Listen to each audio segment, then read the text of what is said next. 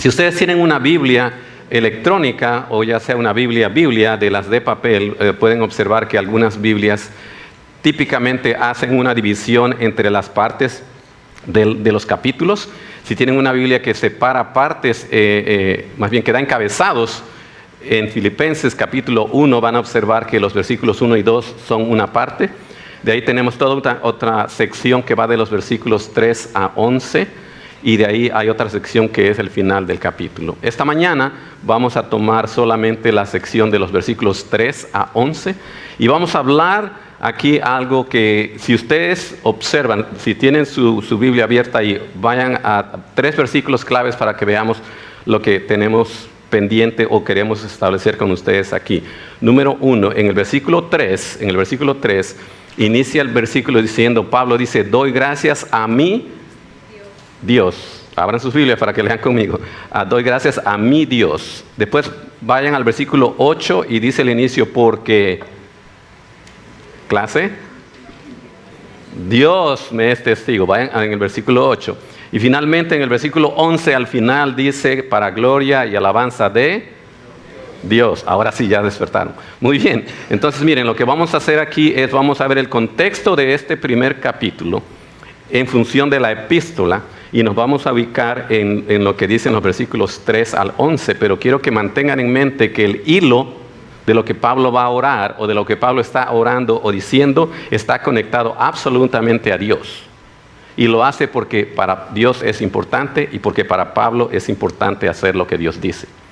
Entonces, vamos a ver, para poder establecer el contexto aún mejor, vayan al versículo 1. Porque este contenido no está escrito a ustedes y a mí como hijos de Dios, como miembros de la iglesia. Este contenido está escrito dice en el versículo 1, Pablo y Timoteo, siervos de Jesucristo. ¿A quién escribe esto?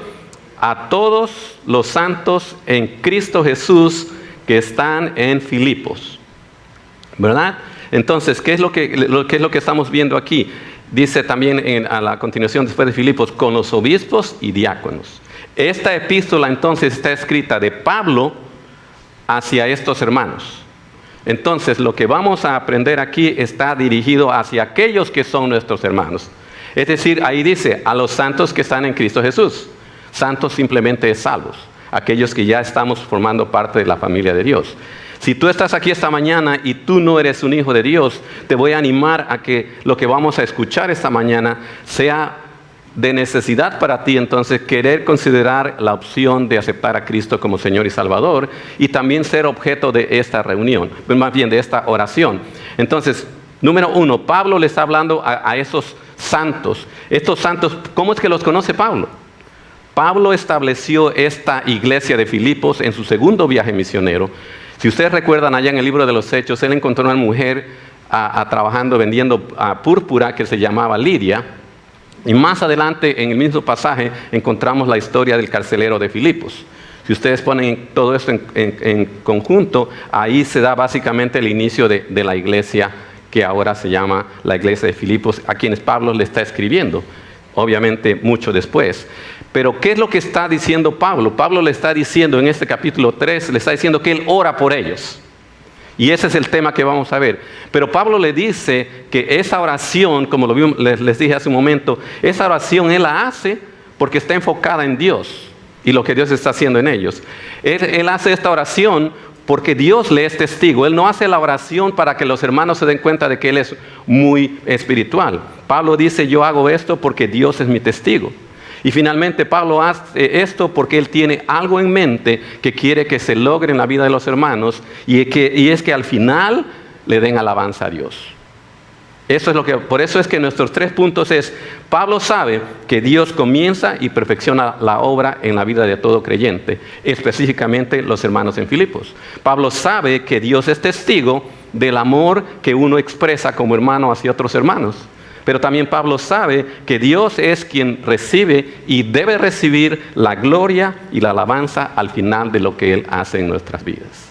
Empecemos entonces en nuestro punto 1 y vamos a enfocarnos en los versículos 3, 4, 5 y 6 y vamos a ver 2 partes claves. Empezamos entonces leyendo otra vez aquí donde dice versículo 3, doy gracias a mi Dios siempre que me acuerdo de vosotros.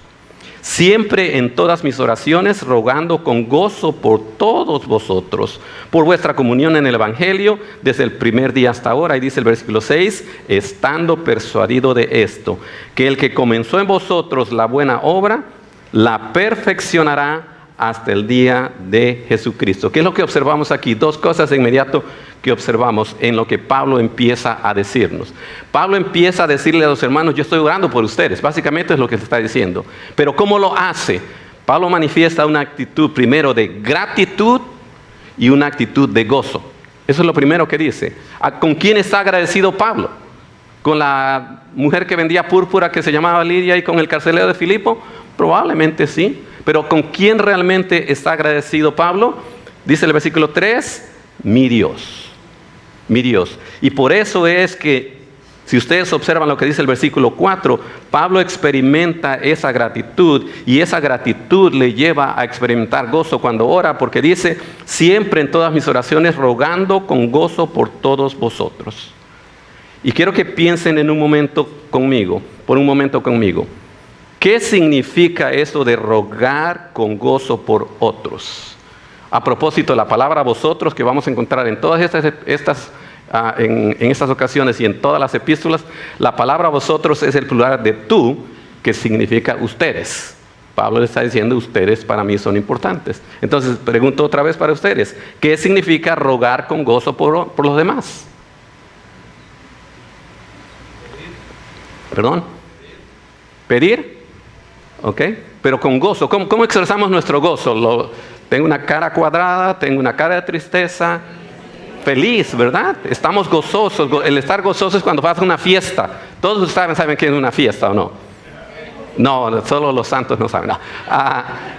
Es simplemente un sentir interior de alegría, de felicidad, de quererlo hacer, de saber que lo que yo estoy sintiendo también lo sienten los demás. Generalmente se experimenta en conjunto. Alguien decía esta mañana, más temprano, decían, cuando tengo una reunión con mi familia me gozo porque no los veo regularmente. Entonces nos gozamos de ese tiempo. Sin embargo, cuando vemos aquí lo que Pablo está diciendo, y si ustedes lo ven, Pablo no experimenta ese gozo solo una vez. No lo está experimentando cuando de vez en cuando él piensa en los hermanos. ¿Cuándo es que dice el versículo que Pablo piensa y le da gracias a Dios por sus hermanos? Dice siempre. ¿Qué significa siempre? Todo el tiempo, ¿verdad? Todo el tiempo. Y entonces, ¿cómo es que Pablo mantiene ese gozo? ¿Cómo es que lo mantiene? Claro, porque sigue orando. Pero ¿saben qué? Vean lo que dice el versículo 3 al inicio, porque tiene esa actitud de gratitud. Porque Pablo se goza de saber, porque vean lo que dice aquí en el versículo 6, y ahora vemos la otra parte. Pablo tiene confianza. Él está agradecido con Dios, se goza de orar por los hermanos, porque sabe que Dios empezó una obra, dice, comenzó en vosotros la buena obra, ¿y qué va a hacer con esa obra? ¿La va a dejar abandonada? No, ustedes observan que en el camino a cualquier parte que van hay ciertas casas, edificios o construcciones que están a medias. Y con el tiempo no se desaparecen, pero se ven abandonadas y definitivamente no tienen ningún valor. ¿Eso es lo que va a hacer Dios con los hermanos, con las personas que Dios trae a su familia? No. Pablo sabe, dice en el versículo 6, que está persuadido de que Dios comenzó la buena obra y la va a terminar. Y eso le da no tan solo ese sentimiento de gratitud y de gozo, sino que le hace tener confianza. Les voy a leer un par de versículos, creo que se los dejamos ahí en pantalla. En Romanos 1:8, Pablo dice también, primeramente doy gracias a mi Dios mediante Jesucristo con respecto a todos vosotros.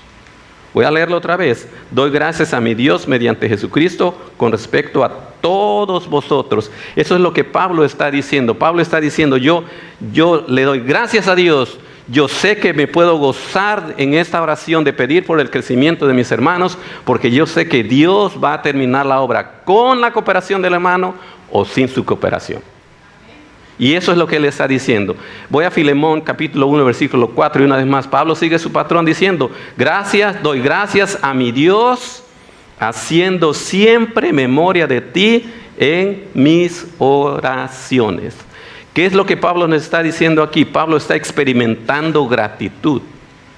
Pablo está experimentando gratitud que le produce gozo, pero que a su vez le permite seguir confiado en saber que Dios está trabajando en estos hermanos. De la misma manera que cada uno de nosotros puede ver a los hermanos crecer, es la manera en que Pablo obviamente está a gran distancia de estos hermanos. Pero Pablo se informa y escucha del testimonio de lo que Dios está haciendo en la vida de estos hermanos y decide orar por ellos.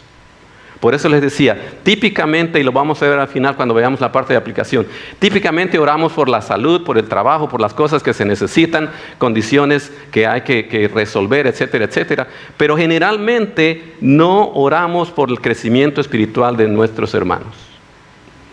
Y eso es lo que Pablo nos está diciendo.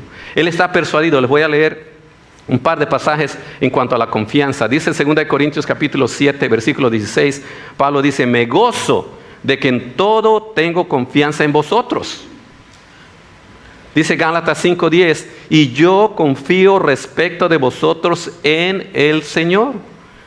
Dice 2 Tesalonicenses 3:4, tenemos confianza respecto a vosotros en el Señor. Dice el Salmo 138:8, Jehová cumplirá su propósito en mí, tu misericordia, oh Jehová, es para siempre, no desampares la obra de tus manos. Pablo está confiado, escuchen esto, quizá más confiado que los propios hermanos, de que Dios va a hacer la obra en sus vidas, porque la ha iniciado. Y por eso es que ora con gusto. Y por eso es que Pablo ora para que Dios sea Dios en la vida de los hermanos. Interesante que veamos aquí que Pablo no dice haz esto, esto y esto y esto, sino que está diciendo yo le oro a Dios para que Él produzca en ti esto, esto y esto.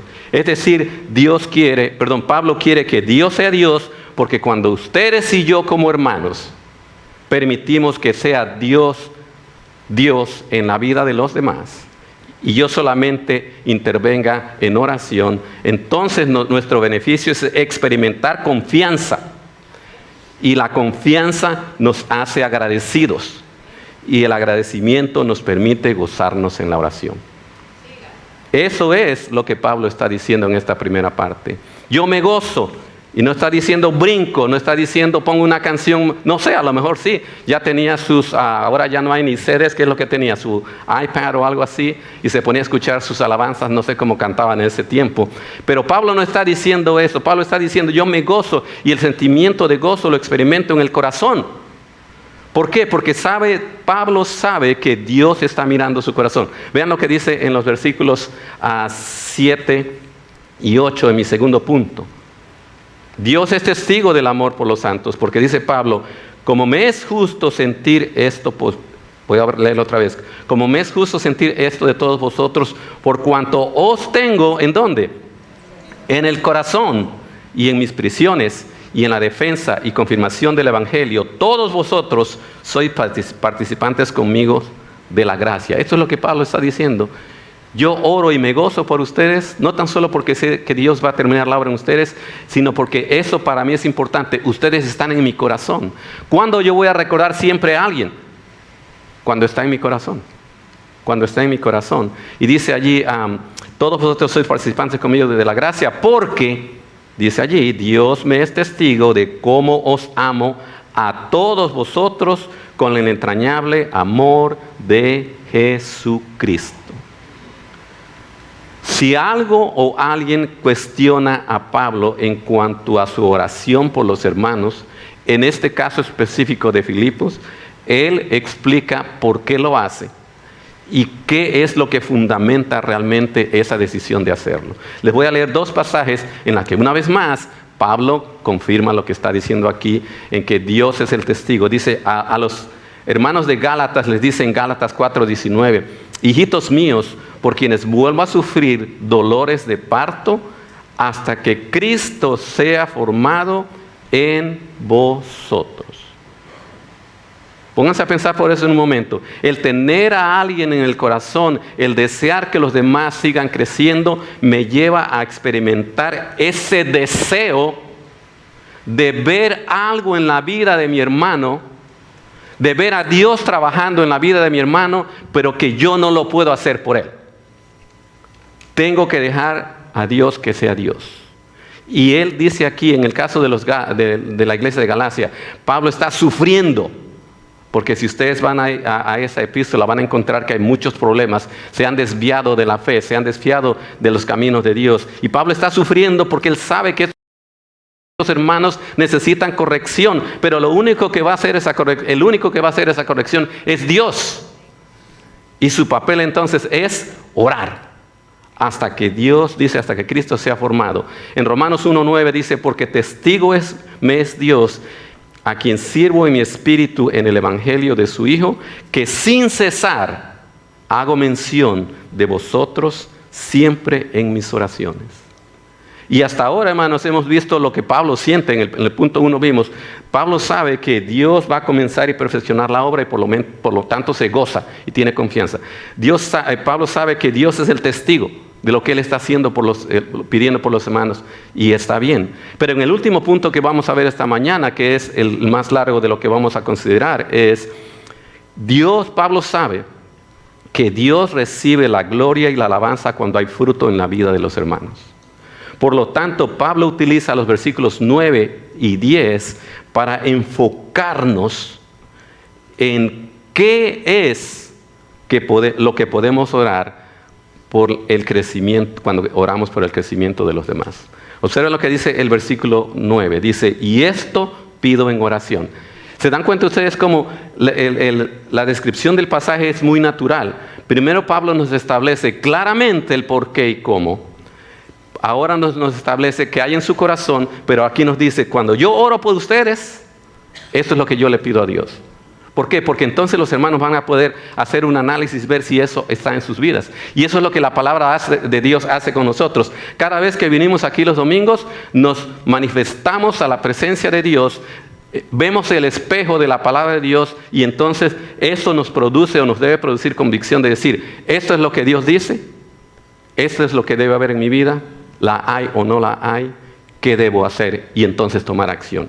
¿Qué es lo que pide? Dice, que vuestro amor, estoy ahora en Filipenses 1, versículo 9, que vuestro amor abunde aún más. Quiere decir que los hermanos de Filipo sí amaban a Dios, sabían que amaba a Dios, pero Pablo dice, me gustaría que abundara más y más. Pero hay algo específico que Pablo dice que le gustaría que estos hermanos tuvieran más amor, en la ciencia y en el conocimiento. Esto es lo que dice el versículo 9. Y ahora vamos a ver qué es eso de ciencia y conocimiento, pero los hermanos se preguntarían quizá, ¿pero para qué quiero más conocimiento? Ya he leído mis Biblias 50 veces, ya me he memorizado 10 versículos, ya sé todas las alabanzas, ya tengo todo el conocimiento. Vean lo que dice Pablo en el versículo 10. Para que aprobéis lo mejor. Y detengámonos por un momento allí. Para que aprobéis lo mejor implica que si ya tengo el conocimiento, ¿qué voy a hacer con el conocimiento? Lo voy a aplicar. ¿Cómo aplico el conocimiento? Aprobando. ¿Qué quiere decir aprobando? Decidiendo. O quiero esto, o quiero esto. O se me presenta algo y voy a decir sí, o voy a decir no. Eso es aprobar. ¿Esto está bien? No, esto no está bien. ¿En función de qué? Les debo un poquito más. Dice, para que aprobéis lo mejor, a fin de que seáis sinceros e irreprensibles para el día de Cristo. Y dice el versículo 11, llenos de fruto de justicia, que son por medio de Jesucristo, para gloria y alabanza de Dios.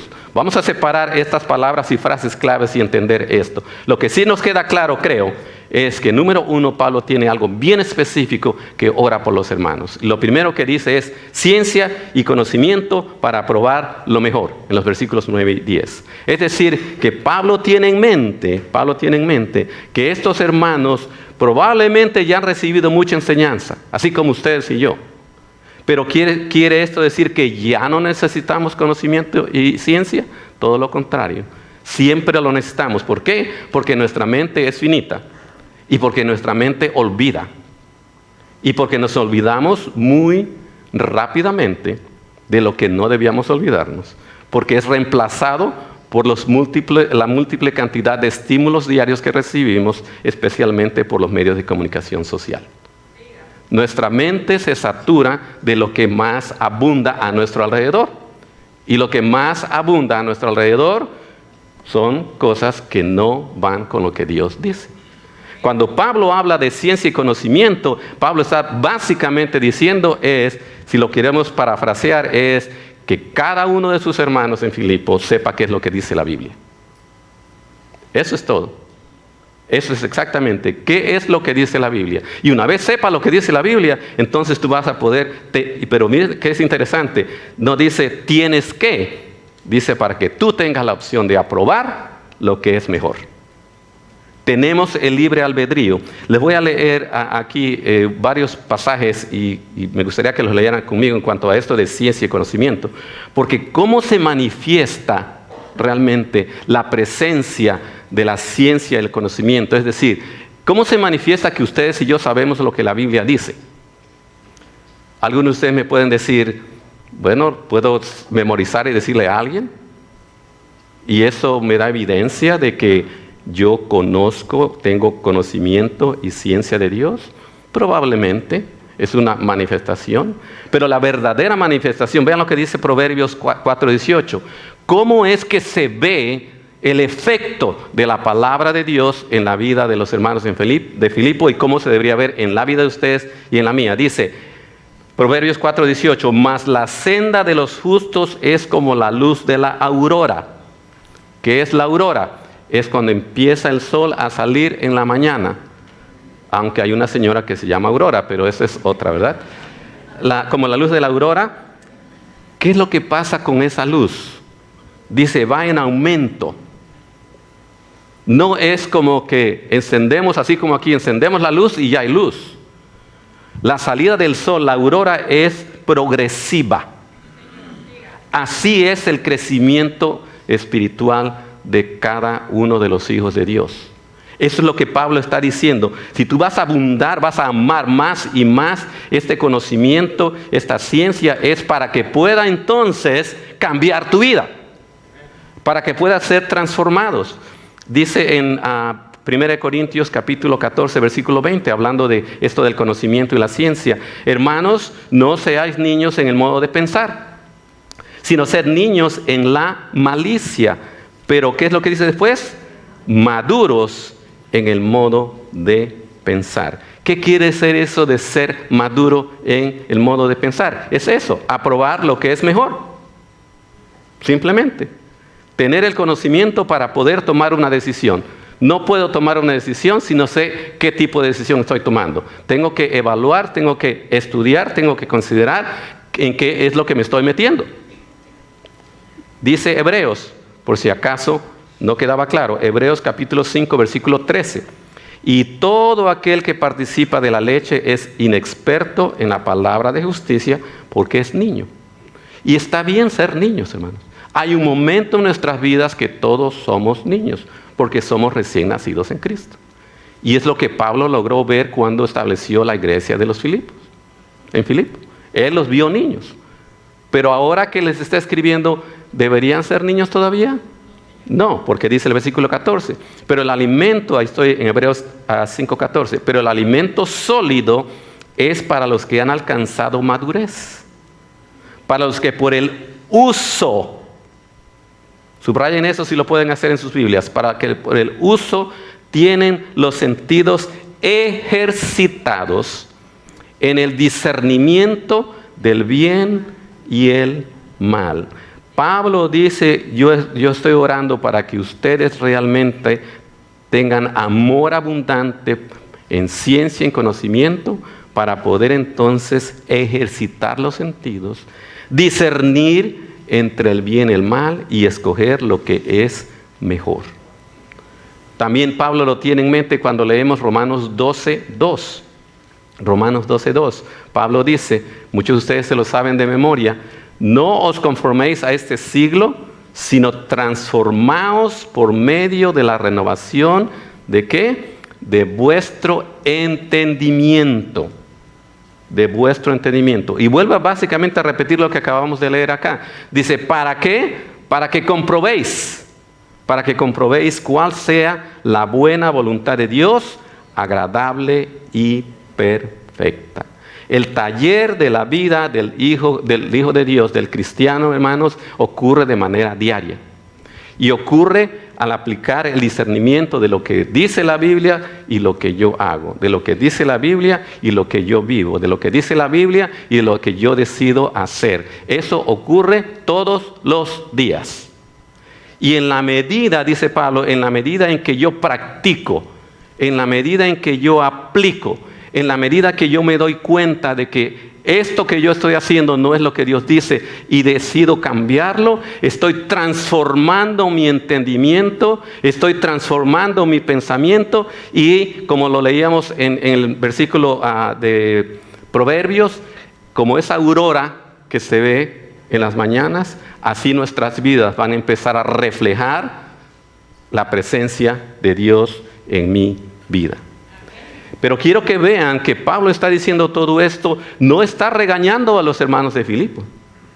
Les está diciendo, esto es lo que Dios ha puesto en mi corazón. Esta es mi carga por ustedes, que crezcan, que apliquen, que disciernen, que puedan realmente ser luz en este mundo que no tiene luz. Les voy a leer otros pasajes.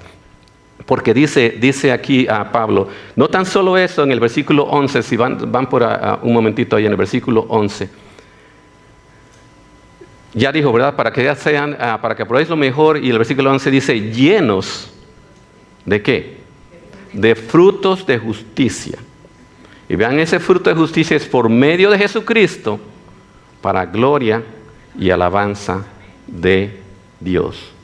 Eso realmente es la conclusión que Pablo tiene en mente cuando está orando por los hermanos. Pero vean que conectemos ahora todo para poder concluir básicamente aquí. Si nosotros enfocamos que Dios empezó la obra y le damos gracias a Dios, me gozo en la oración, enfoco mi oración, entonces voy a ver que estos hermanos realmente van a entender que el fruto es la evidencia de su crecimiento.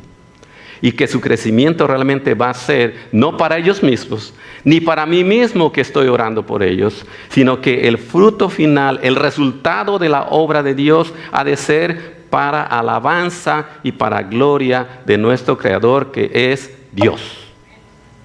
Eso es básicamente lo que Pablo está diciendo. Entonces, ¿cómo es eso del fruto? ¿O qué es eso del fruto? Les voy a leer un par de pasajes en cuanto a esto, muy conocidos para ustedes. En Juan 15, 16, Evangelio según San Juan, capítulo 15, versículo 16. Dice el Señor, no me elegisteis vosotros a mí, sino que yo os elegí a vosotros y os he puesto para que vayáis y llevéis fruto. ¿Qué va a pasar con ese fruto? Dice, vuestro fruto permanezca, para que todo lo que pidieres al Padre en mi nombre, Él os lo dé. También ahí en Juan, capítulo 15, anteriormente, en el versículo 4, dice, permanecer ¿en quién? En mí. Aquí está el Señor Jesucristo hablando. Y yo en vosotros, como el pámpano no puede llevar fruto por sí mismos si no permanece en la vid, así tampoco vosotros si no permanecéis en mí. Yo soy la vid, vosotros los pámpanos. El que no permanece en mí y yo en él, éste lleva mucho fruto, porque separados de mí, nada podéis hacer. Eso es lo que Pablo tiene en mente. Eso es lo que Pablo quiere ver. Quiere ver que el fruto que hay en sus hermanos permanezca y que sea abundante. En 1 Corintios capítulo 1, 1 Corintios capítulo 10, versículo 31 dice, si pues coméis o bebéis o hacéis otra cosa, hacerlo todo ¿para qué? Para la gloria de Dios. Romanos 11:36 dice, porque de Él y por Él y para Él son todas las cosas. A Él sea la gloria por los siglos. Amén. Dice 1 Tesalonicenses 1:12, para que el nombre de nuestro Señor Jesucristo sea glorificado en vosotros y vosotros en Él, por la gracia de nuestro Señor, de Dios, de nuestro Dios y del Señor Jesucristo. Eso es lo que Pablo tiene en mente. Y lo que hemos hecho es, hemos observado, hemos expuesto lo que este pasaje dice. Básicamente, si hacemos un resumen, Pablo nos dice, la fuente para poder orar por los hermanos se manifiesta con un corazón agradecido, que es lo que vimos en los primeros versículos. Un corazón que está rogando con gozo porque tiene confianza. Un corazón que tiene a Dios como testigo. Eso es lo que vimos en la primera parte. Después vimos, Pablo nos enseña el enfoque. Si yo he de orar por los hermanos y quiero realmente que mis hermanos crezcan, entonces he de orar porque abunde el conocimiento de Dios en ellos. Es decir, que conozcan su Biblia. Que haya discernimiento para probarlo mejor, vimos.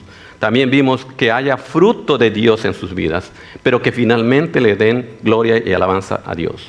Y hermanos, si con todo esto nos vamos a la casa, estaría excelente. Pero esa no es la razón por la que vinimos hoy realmente. Expusimos todo esto para que hagamos una reflexión, para que veamos entonces qué quiere decir esto para mí como hijo de Dios. Y consideremos un par de cosas. Consideremos primero, si alguien, como en el caso de Pablo, está orando de esta manera, estoy seguro que Dios va a responder. Entonces, eso es una parte. La otra es, los recipientes de la oración, que en este caso son los hermanos de Filipo, van a ser bendecidos, ¿correcto? Van a recibir el beneficio. Entonces, ¿quién soy yo? ¿Soy el que ora por los demás? ¿O soy el que recibe la oración de alguien? Y, pregunta para ustedes, ¿debemos separar esas dos cosas? ¿O podemos hacer ambas cosas?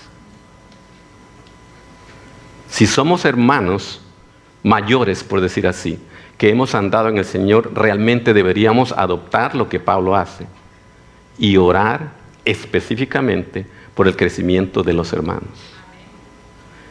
Si probablemente soy nuevo, sería excelente que alguien orase por mí. Pero en realidad, maduros o no maduros, todos necesitamos de que alguien ore como Pablo lo hace por mí. Todos necesitamos. Todos los días. Siempre. Entonces tenemos una oportunidad, ¿correcto? Tenemos una oportunidad de practicar lo que Pablo hace por los hermanos en Filipo. Y tenemos oportunidad de ser bendecidos como los hermanos de Filipo, seguro que lo hicieron, porque pueden ver la obra de Dios en sus vidas. Pero déjenme decirles la realidad. La realidad es que nuestras oraciones son muy generales a veces. Vayan a su boletín por un momento, creo que lo tienen por allí. Y solo un ejercicio rápido. Vean el lado de su boletín en donde están las peticiones de oración. Y observen. Tenemos peticiones de salud y tenemos peticiones de salvación, básicamente. No estoy diciendo que esto es incorrecto. ¿Es importante orar por estas personas y por estas situaciones? Sí. Pero estas situaciones realmente abarcan lo que llamamos nuestra vida de oración.